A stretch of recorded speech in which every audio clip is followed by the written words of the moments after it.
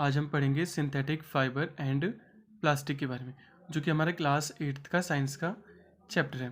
तो आज इस पूरी वीडियो में हम इस चैप्टर को क्लियर कर देंगे, जो कि बहुत ही छोटा सा चैप्टर है हमारा।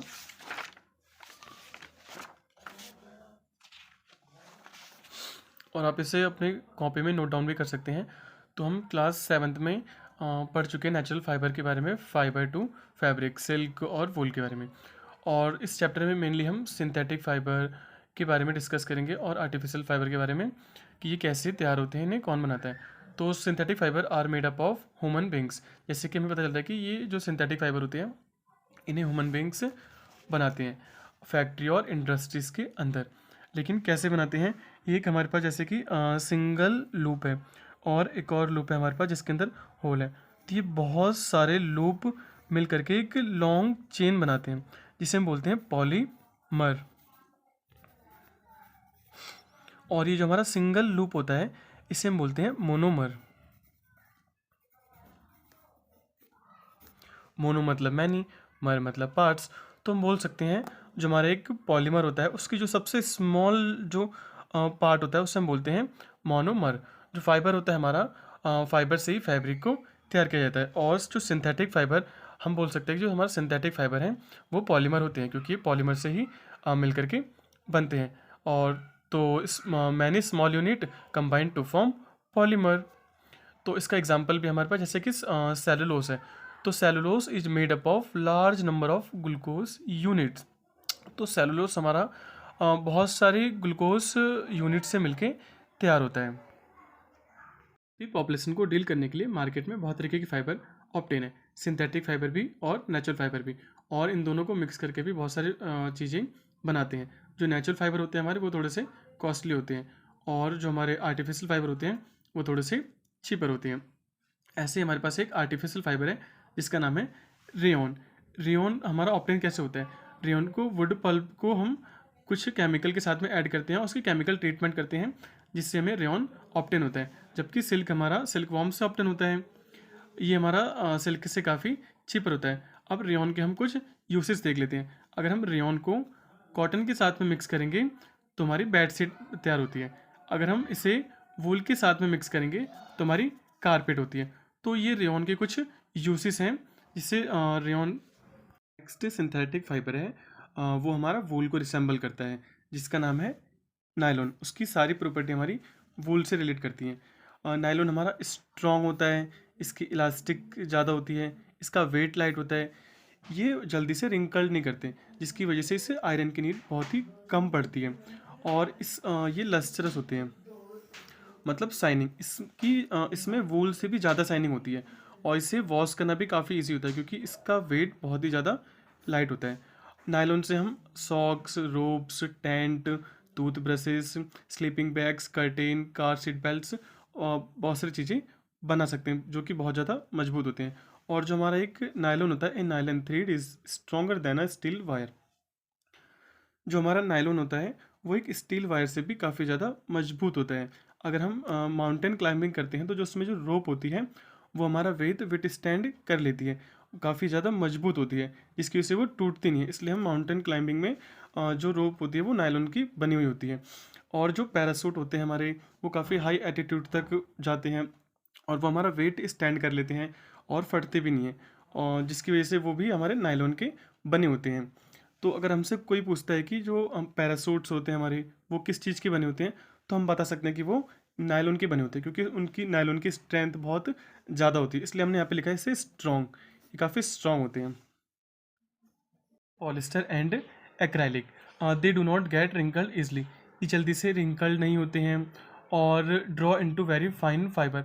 और इससे इसका हम काफ़ी पतला फाइबर वायर निकाल सकते हैं। इसका एग्जांपल है पैड, पॉलीथाइलिन टेरीथैलेट, और जिसके की नाम से पता चलता है पॉलिस्टर।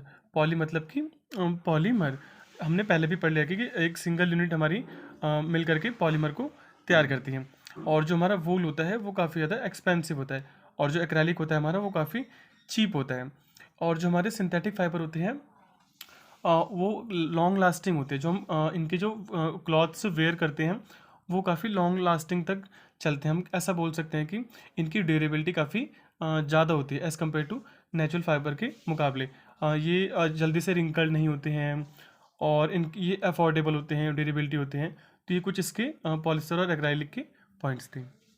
तो नेक्स्ट हमारी एक एक्टिविटी है जो जिसमें कि हमें दो कपड़े लेने हैं, एक नेचुरल फाइबर का और एक सिंथेटिक फाइबर का, सेम साइज का, और हमें दोनों को अलग अलग बकेट के अंदर सेम अमाउंट ऑफ वाटर के अंदर रखना है और थोड़ी देर बाद हमें उसे बाहर निकालना है। तो हम उसे जब बाहर निकालेंगे तो हम देखेंगे जो हमारा आर्टिफिशियल फाइबर वाला जो क्लॉथ है हमारा, उसने बहुत ही कम अमाउंट ऑफ वाटर सोख किया है, मतलब आधे से कम अमाउंट ऑफ पानी उसके अंदर है। और वहीं हम अगर नेचुरल फाइबर वाले को अगर हम निकालेंगे बाहर तो देखेंगे कि आधे से ज़्यादा बाल्टी हमारी खाली हुई होती है, कि उसने ज़्यादा पानी सोख किया होता है। और क्योंकि उसके अंदर जो गैप और होल्स काफ़ी बड़े बड़े होते हैं, इसकी वजह से तो तो हमने ये कॉन्क्लूजन देखा कि जो हमारा नेचुरल फाइबर है वो ज़्यादा अमाउंट ऑफ पानी सोख करता है, और जो आर्टिफिशियल फाइबर है हमारा बहुत ही लेस अमाउंट ऑफ वाटर सोक करता है। तो हमारा जो नेक्स्ट पॉइंट है वो है कि अगर हम इन दोनों को बाहर सनलाइट के उसमें अगर फैलाएंगे तो सबसे पहले ड्राई कौन सा होगा? तो सबसे पहले ड्राई वही होगा जिसमें लेस वाटर होगा। तो इसका मतलब कि जो आर्टिफिशियल फाइबर है हमारा वो जल्दी से जल्दी हमारा ड्राई हो जाएगा। तो इसका जो कंक्लूजन हमारा कि यही synthetic fibre soak are less water, क्योंकि उसके अंदर जो हमारे बहुत ही थिन फाइबर होता है, तो इसलिए वो काफ़ी लेस अमाउंट ऑफ वाटर सोक करता है, इसकी ड्यूरेबिलिटी काफ़ी ज़्यादा होती है, वो जल्दी से ड्राई हो जाता है। नेक्स्ट पॉइंट है वो है कैरेक्टरिस्टिक ऑफ सिंथेटिक फाइबर्स। तो क्या फर्स्ट पॉइंट हमारा synthetic fibre melt on heating. अगर मैं सिंथेटिक फाइबर को हीट करूँगा तो वो जल्दी से जल्दी मेल्ट हो जाएगा, और मैं उसे अगर खींचूँगा तो वो खिंच भी जाएगा। तो ये इसका एक नेगेटिव पॉइंट है। अगर हमने सिंथेटिक फाइबर पहना हुआ है, अगर उसमें कहीं से भी हीट हो जाता है तो हमारी बॉडी से चिपक सकता है, मेल्ट होके हमें काफ़ी प्रॉब्लम भी क्रिएट कर सकते हैं। तो ये इसका एक नेगेटिव पॉइंट है हमारा। और हमने इसके पहले भी सिंथेटिक फाइबर के बारे में पढ़ चुके हैं कि ये जल्दी से ड्राई हो जाते हैं, इनकी ये लॉन्ग लास्टिंग होते हैं, इनकी ड्यूरेबिलिटी ज़्यादा होती है, ये काफ़ी चीपर होते हैं और ये हर जगह अवेलेबल होते हैं। इसे हम मेंटेन कर सकते हैं हर जगह, और ये रिंकल जल्दी से नहीं होते हैं। तो ये कुछ अच्छे पॉइंट हैं सिंथेटिक फाइबर के, एक्सेप्ट वन पॉइंट कि जल्दी से मेल्ट हो जाते हैं हीटिंग से। तो जो नेक्स्ट टॉपिक है वो है प्लास्टिक। और प्लास्टिक भी हमारा एक टाइप का पॉलीमर होता है, बट सिंथेटिक फाइबर से थोड़ा सा अलग होता है। जैसे कि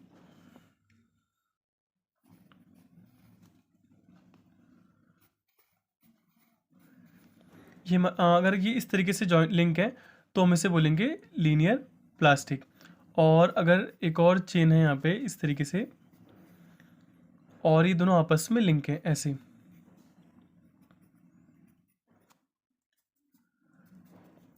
तो हम इसे बोलेंगे क्रॉस लिंकिंग पॉलीमर।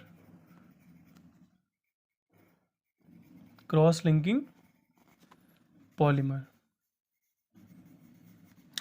तो हमारी जो प्लास्टिक होती हैं वो मेनली दो टाइप की होती हैं, थर्मोप्लास्टिक और एक थर्मोसेटिंग प्लास्टिक। जो थर्मोप्लास्टिक होती है हमारी, अगर उसे हम हीट करेंगे तो उसे हम दोबारा से रीसेप और रिमोल्ड कर सकते हैं। बट जो हमारी थर्मोसेटिंग प्लास्टिक होती है उसे हम अगर मेल्ट करेंगे तो उसे फिर से रीसेप या फिर रिमोल्ड नहीं कर सकते हैं। और जैसे कि थर्मोसेटिंग प्लास्टिक जो होती है हमारी, उसे हम किचनवेयर और इलेक्ट्रिकल अप्लायंसेस में यूज़ करते हैं, और इसके हम मेलामाइन की कॉकरीज और फ्लोर टाइल्स इन सब में हम यूज़ करते हैं। और जो थर्मोसेटिंग प्लास्टिक होती है उसमें टॉयज़ और कॉम्ब ये सब बनाने के काम आती है। और जैसे कि डिफॉर्म इजली ऑन हीटिंग, और इसको ये हम डिफॉर्म भी कर सकते हैं हीट करने पे। और जिसका इसका एग्जांपल है पॉलीथीन, थर्मोप्लास्टिक का। पॉलीथीन को जैसे बड़ी सी है तो उसे जब हम हीट करते हैं तो मेल्ट होकर के काफ़ी छोटा सा हो जाता है, और उसको हम कोई से भी रिसेप उसकी चेंज कर सकते हैं। और जो थर्मोसेटिंग का है हमारा, वन से shape can not be melted, जैसे यूजेस है इसका इलेक्ट्रिकल अप्लायंसेस के अंदर। अगर इसको हमने जो एक बार शेप दे दी तो दोबारा इसको रिसेप या फिर रिमोल्ड नहीं कर सकते हम। नेक्स्ट पॉइंट है हमारा कैरेक्टरिस्टिक्स ऑफ प्लास्टिक। प्लास्टिक क्या होती है? अगर हम प्लास्टिक को बाहर एयर के कांटेक्ट में रखते हैं तो क्या प्लास्टिक ऑक्सीजन के साथ में रिएक्ट करेगा या फिर उसकी कोई केमिकल रिएक्शन होगी ऑक्सीजन के साथ में? नहीं। तो प्लास्टिक हमारा एक नॉन रिएक्टिव है और ये ना तो वाटर के साथ में रिएक्ट करेगा ना ही एयर के साथ में। और जैसे कि आयरन के ब्रिज होते हैं उस पर कुछ टाइम बाद रस्टिंग होने लगती है, जंग लगने लगता है, बट प्लास्टिक में ऐसी कोई लेयर लगती है और जंग लगता है नहीं, तो इससे हम बोल सकते हैं they do not corrode easily. और प्लास्टिक का वेट भी काफ़ी लाइट होता है। अगर हमारे घर में कोई स्टील का बॉक्स है या फिर कोई प्लास्टिक का बॉक्स है तो हम दोनों को उठा के देखेंगे तो जो प्लास्टिक वाला बॉक्स होगा वो काफ़ी लाइट होगा और ये स्ट्रॉन्ग होते हैं और ये ड्यूरेबल होते हैं काफ़ी। और अगर हम प्लास्टिक को मेल्ट करेंगे, मेल्ट करने के बाद हम इसे डिफरेंट डिफरेंट शेप्स इसमें कन्वर्ट कर सकते हैं और ये मेटल से काफ़ी चीप होते हैं। अरे वो poor conductor of heat and electricity होती है, इसलिए हमारे जो इलेक्ट्रिकल वायर्स होते हैं उसके ऊपर प्लास्टिक की कवरिंग की जाती है। और ऐसे ही हमारा एक पॉलीमर है जिसका नाम है टेफ्लॉन। और टेफ्लॉन हमारा किचन वेयर में यूज़ होता है। जो जैसे कि हमारा पैन है, पैन आजकल जो पैन आते हैं उसके ऊपर टेफ्लॉन की कोटिंग की जाती है, जिससे जो हमारा कुछ भी हम फ्राई करते हैं फिर बनाते हैं तो वो स्टिक नहीं करता, चिपकता नहीं है उस टेफ्लॉन की वजह से।